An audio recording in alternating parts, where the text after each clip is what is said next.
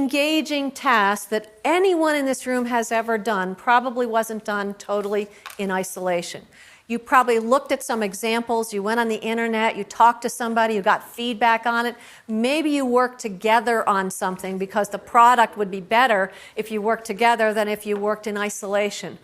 So any complex task usually is learned best if you do it with others first.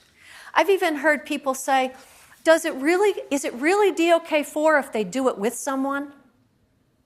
Does it count as a DOK3 if they did it as a group? Well, have you ever been in a canoe? Right? Is only one person in charge?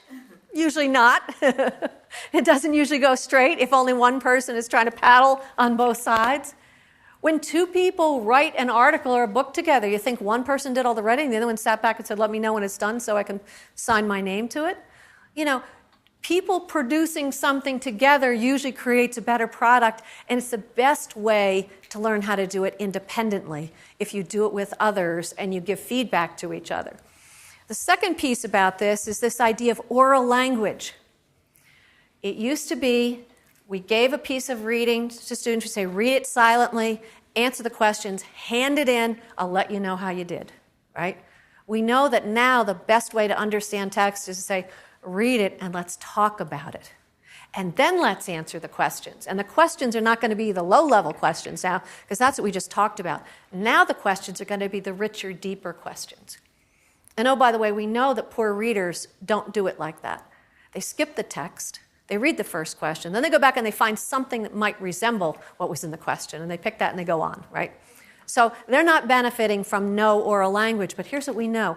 Kids will not learn to formulate their thinking if they don't hear many examples of it. So hearing 4 or 5 other students say what they think and why they think, it helps them to know how to put it on paper eventually. It's not cheating to talk about text. It's a good process. The close reading is another buzzword now, right? Close reading isn't just zooming in on some little sentence or paragraph and figuring out what that is. It's zooming in and zooming back out and saying, now how does this fit with the whole piece? And understanding that fit usually is more fully understood when you talk about your perspectives on how that fits. So close reading is reading in layers, getting the gist of the text, going a little bit more deeply, going deeper, and then being able to say, boy, I really understand this from many different perspectives as opposed to one. But some teachers like to take a blank matrix and for a unit, and this is a good activity. So when you're thinking about your role supporting teachers, often when I have a full day with teachers, what we do in the afternoon is we take a unit and I have them work together and they fill in these boxes. What do you want them to remember from this unit? What things are they going to understand and how deeply are they going to understand them? What are they going to apply? What are they going to actually analyze? Analysis is taking things apart to see how the parts work together. Analysis builds schema.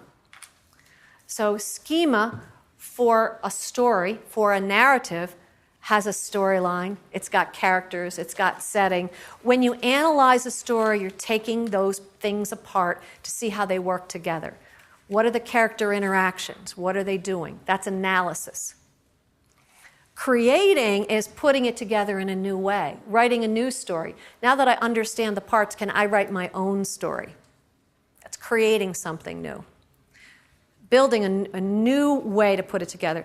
Evaluating requires some criteria. So what are they going to evaluate? What are they going to make judgments about? Is it about saying what was the most interesting book they read all year? We ask those kind of questions all the time, right?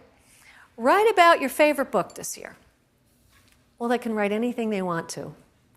It might not be of much quality, but the handwriting is pretty neat. I learned that when I was in school.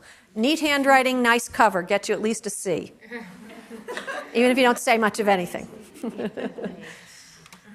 We sometimes ask such open-ended questions that we don't guide them to think about how to structure the evidence they're going to use. But if we said, we're going to be reading several stories in our literature circles, and then we're going to evaluate them, but what makes a good story? Let's develop some criteria. Let's list that criteria on the board. So what would be some of the things they would say? Well, you have an interesting character. Maybe there are some surprises in the story. We would then have some criteria. Now we give the assignment, and they say, this is the story I chose, and these were some surprises I saw. This is why I thought the character was engaging. This is why I like this character. It was a likable character because, and they could talk about the character traits. But now they have a place to go to find good evidence. Here's another example. We often ask kids, who's the hero in the story? Kids hear about heroes all the time, right? Somebody helps a little old lady cross the road, they're a hero, right? They hear that word all the time. But there is this archetype called a hero's journey. If you Google it, here's what you'll get. Heroes is a regular guy walking along one day, suddenly there's a challenge. They don't really want to accept that challenge, but something causes them to take up the charge. Might be a friend, a companion, it might be a wise mentor. In Star Wars, it's Obi-Wan Kenobi. In the Shrek movie, it's that little donkey. All fairy tales have some kind of a sidekick that helps the hero take on the challenges. And the challenges are things that nobody else can imagine how they would overcome, but they overcome them, and in the end, things change. The hero changes. People around them changes. Situations change. That's the hero's journey. They can look at fairy tales and find what was the challenge, who helped them accept the challenge, how did they overcome those things, and how did they change in the end. Now, if you do that on a day or two, then when you read something like, what's a good 4th or 5th grade book that kids read here? Do they read Hatchet? Out of my mind. What? Out of my mind. Out of my mind. And the old lady, the neighbor helps the daughter. Okay, and so you might, for a book like that, then say, who's the hero in the story and why do you think so? Provide supporting evidence from the text and what you know about heroes to support your reasoning. Now they know where the evidence is going to be found, but they also know where the criteria is going to come from. So criteria can come from the class discussion. I had a 2nd grade teacher who was working in a group over the course of a year, and she said, we read all these fairy tales, and then I gave my kids the prompt, would you want to be a prince or a princess? And she said, I was really disappointed in what I got. Because what do you suppose they wrote? They wrote things like, yes, I have a pretty fluffy dress. It makes me look like a princess when I put it on. I would want to be a princess. I said, did you talk about what a prince or a princess does?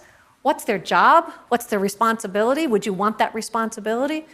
She said, oh, I wasn't thinking about that. You could go back to those stories you read and say, well, what was the responsibility and why did this person want to be the princess or not be the princess or whatever?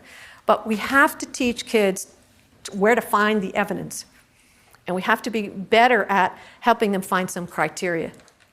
What would make a good school mascot? You want 30 different possible suggestions, or do you want some idea about what the criteria would be so you could judge a good school mascot?